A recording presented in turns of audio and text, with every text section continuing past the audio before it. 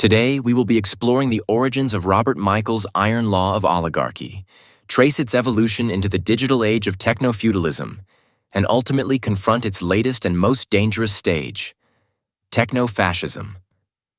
Let's begin with a foundational idea in political sociology, Robert Michels' thesis from political parties, a sociological study of the oligarchical tendencies of modern democracy. Michels' central argument, often summarized as the iron law of oligarchy, is that all democratic organizations, no matter how idealistic their origins, inevitably evolve into oligarchies.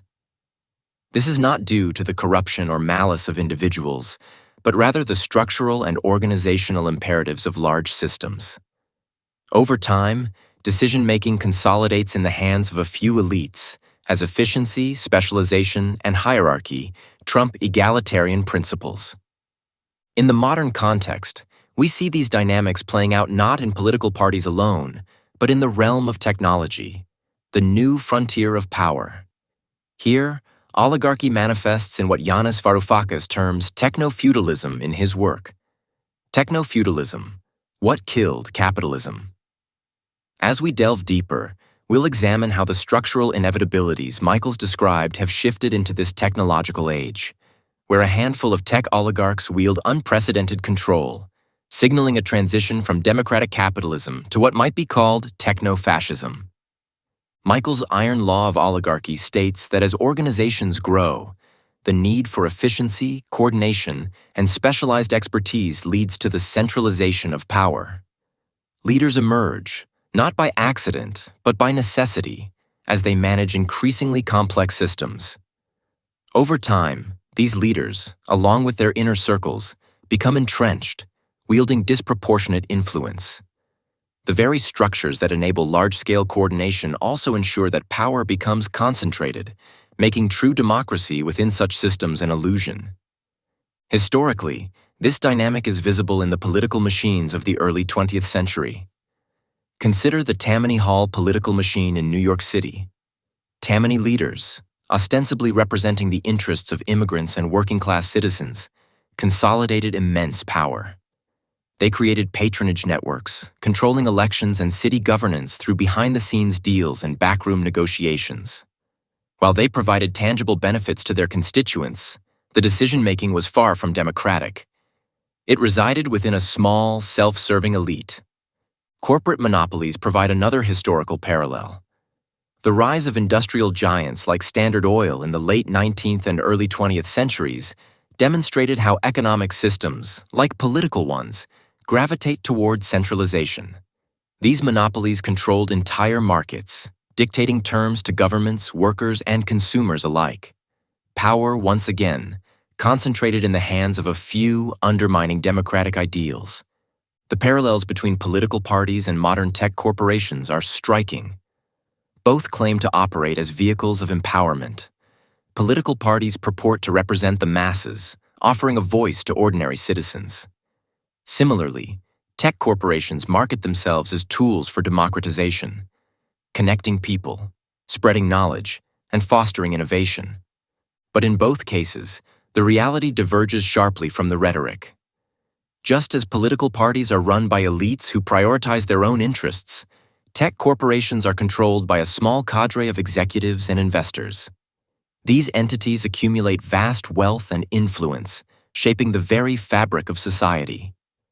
Consider platforms like Facebook, which began as a way to connect friends but has evolved into a global force shaping public discourse, elections, and even cultural norms. Decisions about algorithms, data policies, and content moderation are made by a handful of individuals with little transparency or accountability. The structural imperatives Michels identified, the need for specialization, expertise, and efficiency, are amplified in the tech sector.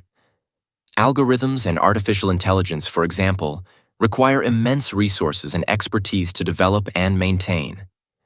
This creates barriers to entry, ensuring that only the largest corporations can compete. The result is a concentration of technological power that mirrors, and perhaps even surpasses, the oligarchic tendencies of traditional political systems. Moreover, The tech sector's influence extends beyond economics and into the realm of governance. Companies like Amazon, Google, and Microsoft are not just market players. They are essential infrastructure providers. They manage cloud services, data storage, and even cybersecurity for governments and other critical institutions. In this sense, they function as quasi-governmental entities, wielding authority and control without the checks and balances of democratic accountability. Yanis Varoufakis' concept of techno-feudalism provides a useful framework for understanding this shift. In the feudal systems of medieval Europe, power was concentrated in the hands of lords who controlled land and resources, while peasants and serfs labored under their authority. Varoufakis argues that we are witnessing a similar dynamic today, with tech oligarchs functioning as modern-day lords. Instead of land, they control platforms, networks, and data, the essential resources of the digital age. Under techno-feudalism, traditional capitalist dynamics, such as competition and market-driven innovation, give way to monopolistic dominance. Companies like Google and Amazon do not merely compete. They create ecosystems in which users are effectively captive.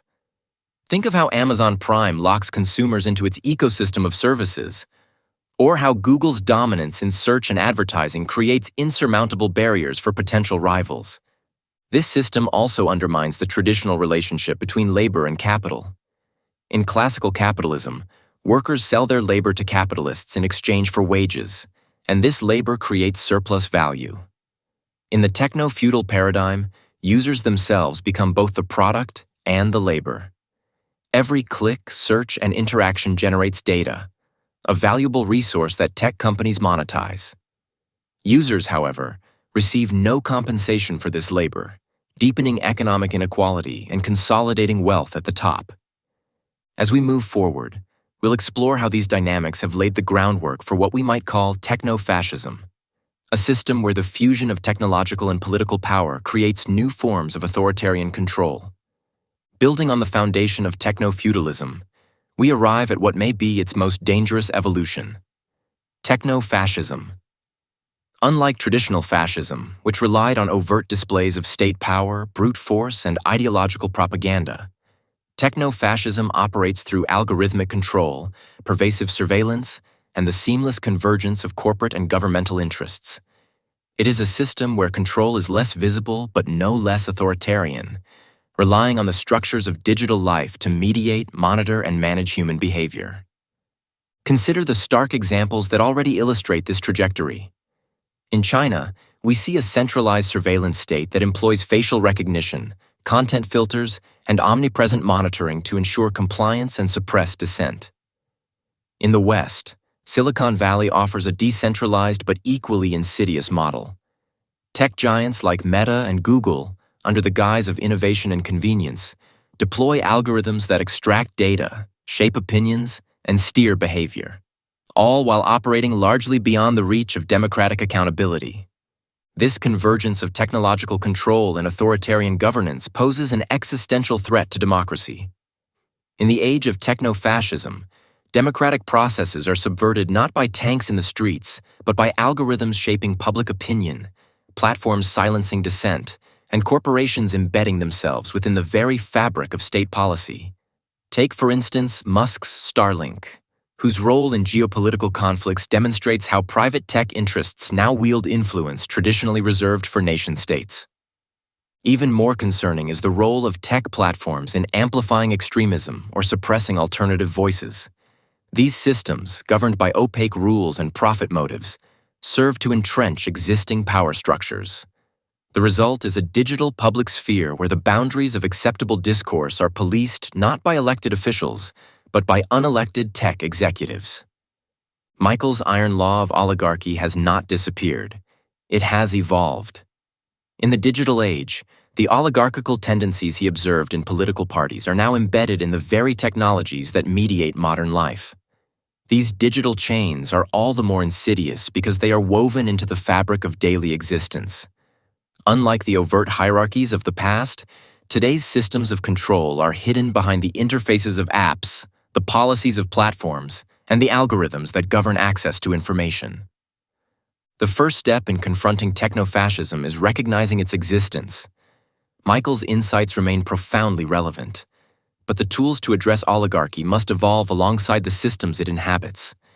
Understanding how power consolidates in the digital age is essential for developing strategies to dismantle it. The fight against techno-fascism requires bold and imaginative solutions. One avenue is democratizing tech ownership. Worker cooperatives, public ownership models, or strict regulatory frameworks could provide counterbalances to the unchecked power of tech giants. Data sovereignty must also become a priority.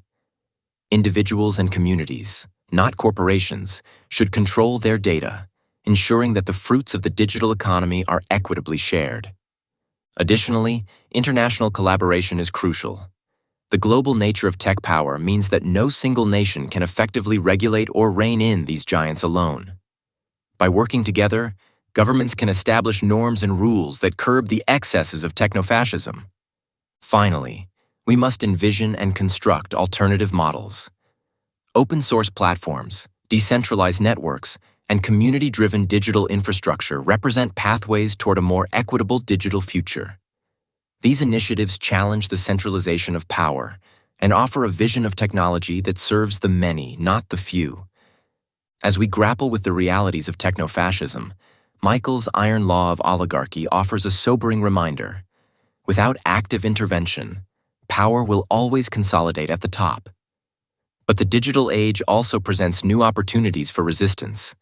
By addressing the root causes of oligarchy, centralization, and lack of accountability, we can begin to dismantle the structures that perpetuate inequality and authoritarianism.